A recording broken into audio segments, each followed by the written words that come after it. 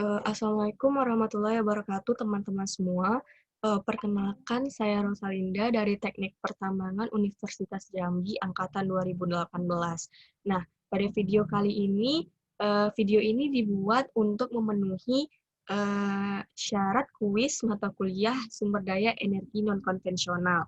Video ini akan membahas tentang 3 grafik, di antaranya yaitu grafik statistik minyak konvensional Indonesia tahun 1980 hingga 2017, lalu statistik gas Indonesia tahun 1980 hingga 2017, dan juga statistik batubara Indonesia dari tahun 1980 hingga tahun 2015.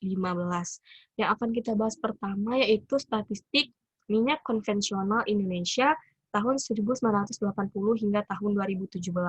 Nah, dapat teman-teman juga dilihat di sini ada 4 garis dengan warna yang berbeda yang mewakilkan hal yang berbeda. Di antaranya cadangan terbukti, produksi minyak mentah, produksi minyak total, dan oil consumption.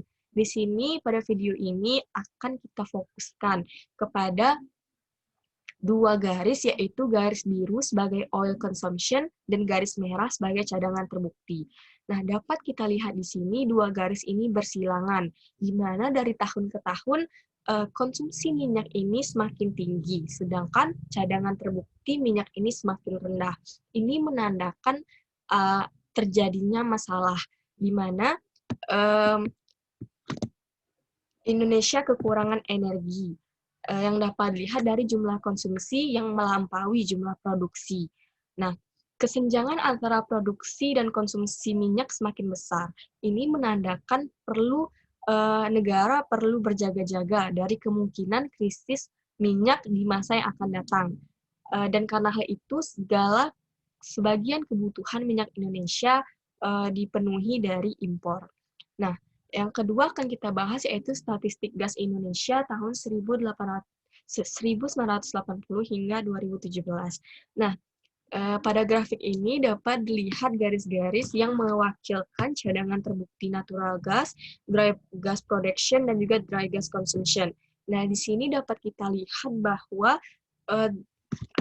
cadangan terbukti serta dry gas production-nya stabil atau berbanding lurus lah dengan dry gas consumption, yang mana masih terbilang aman atau dapat mewakili hal-hal positif dan belum kekurangan.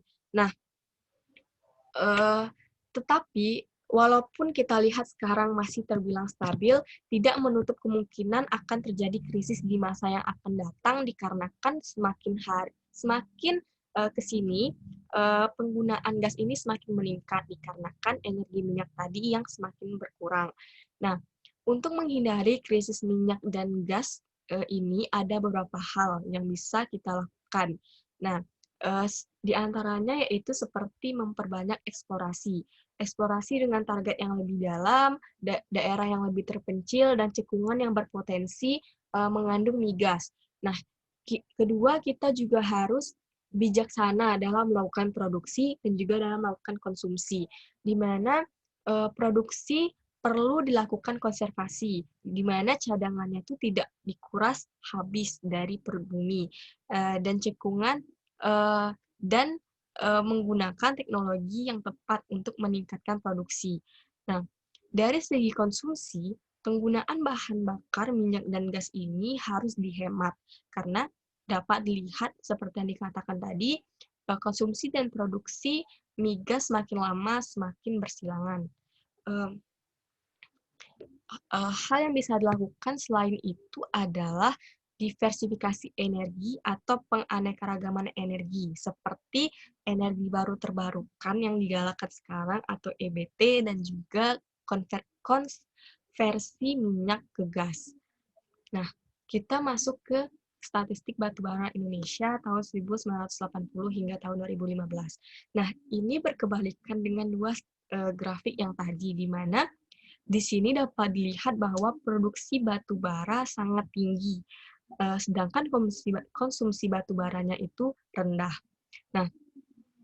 Nah, produksi batu bara yang terlalu berlebih dan dan konsumsi yang terlalu rendah juga menimbulkan masalah. Nah, semakin banyak produksi berarti semakin banyak yang kita ekspor karena konsumsi dalam negeri sendiri rendah. Nah, ada baiknya jika produksi batu bara dan konsumsi batu bara ini stabil. Nah, jika terlalu tinggi, yang seperti kita lihat pada grafik ini, ditakutkan nantinya di tahun-tahun berikutnya akan terjadi krisis cadangan dikarenakan cadangannya telah habis terlebih dahulu. Nah, pemerintah sekarang menggalakkan energi baru terbarukan atau EBT atau clean energy yang dapat diperbarui dan juga untuk menghindari efek rumah kaca karena batu bara banyak menghasilkan gas-gas yang menyebabkan bumi menjadi kotor.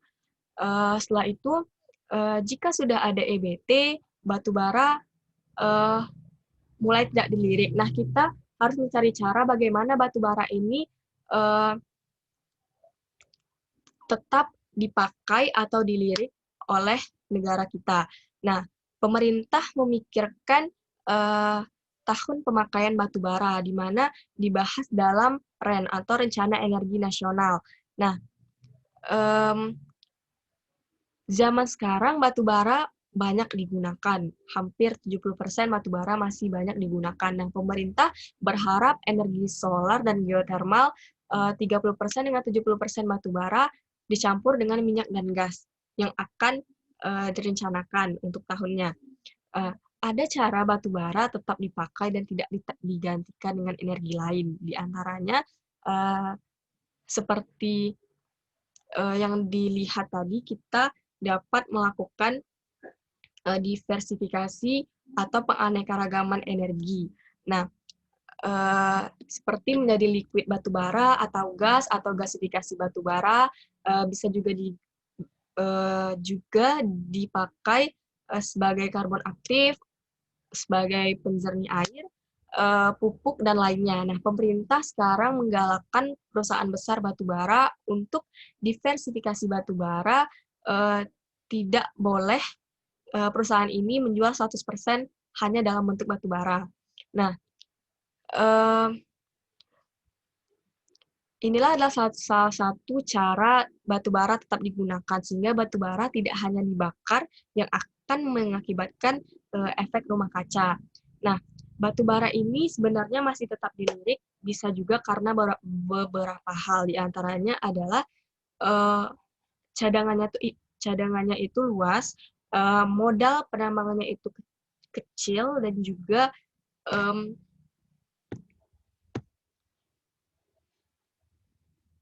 juga penambangannya itu mudah.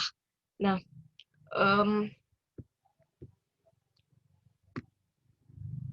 kita tidak bisa langsung sepenuhnya menggantikan batu bara dengan energi baru terbarukan, sehingga pemerintah membuat REN tadi atau Rencana Energi Nasional dengan sekian tahun, sekian persen penambangan batu bara dengan penambahan dan penurunannya yang dilakukan oleh pemerintah.